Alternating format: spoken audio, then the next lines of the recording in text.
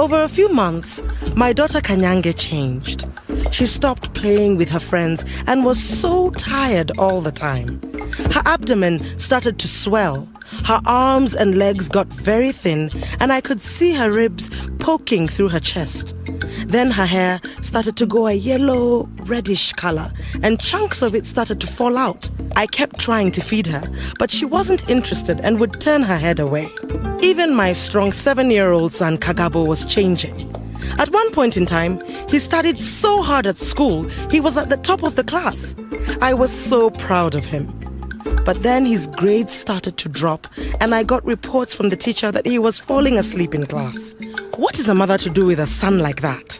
He was supposed to get an education and a good job, give me grandchildren, and look after us in our old age. My husband went to speak to the village chief. He explained that our children are always tired and have become thin and fat at the same time. We asked him to call the traditional healer, but instead he told us that we should go to the health center because this could all be caused by the food we are feeding our children. My husband was surprised. We feed our family the same as all families: sweet potatoes, banana, and cassava. This is the food Rwandans, Burundians have eaten for centuries. It is what my father and grandfather ate, but we listened to the chief's advice and took Kanyange to the health center.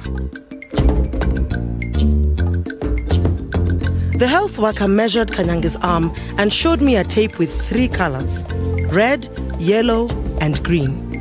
Red would mean that Kanyange was severely malnourished. Yellow would mean she was moderately malnourished, and green would mean that she was healthy. To our horror, the measurement came out red. The health worker explained that Kanyange would need medical treatment and that if she didn't get it, she could become even more sick and even die.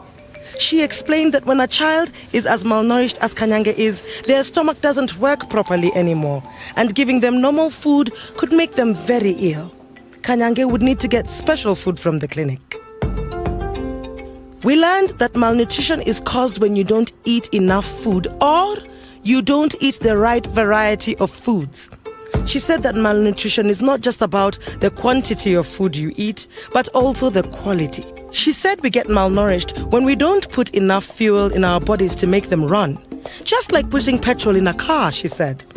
She explained malnutrition can stop children growing tall and strong and affect how well they do at school. And if a child is under 2 years old, the effect of malnutrition can be permanent.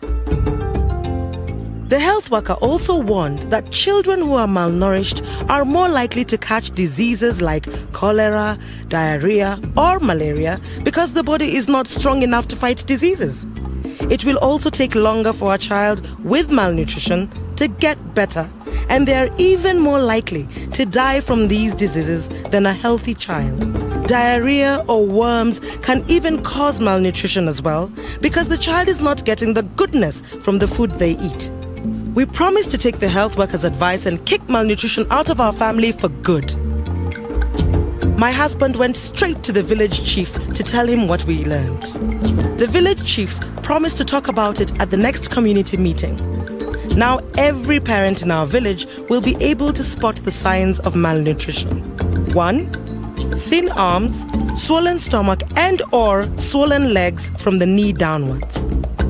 2. Changing hair color. 3. Loose skin under the bottom. 4. Hair becoming thinner. 5. Change in skin color. 6. Loss of energy, concentration, and tiredness. 7. Irritability, which is crying with no tears.